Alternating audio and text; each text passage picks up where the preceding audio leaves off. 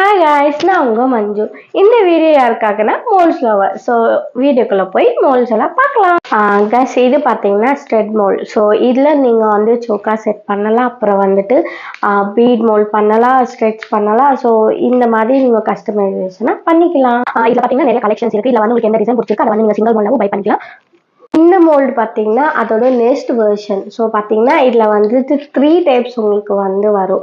So 3 இருக்குது இல்லைங்களா? இதுலையும் நீங்கள் வந்துட்டு சோக்கா அப்புறம் வந்து நெக் செட் என்ன வேணாலும் கஸ்டமைஸ் பண்ணிக்கலாம்.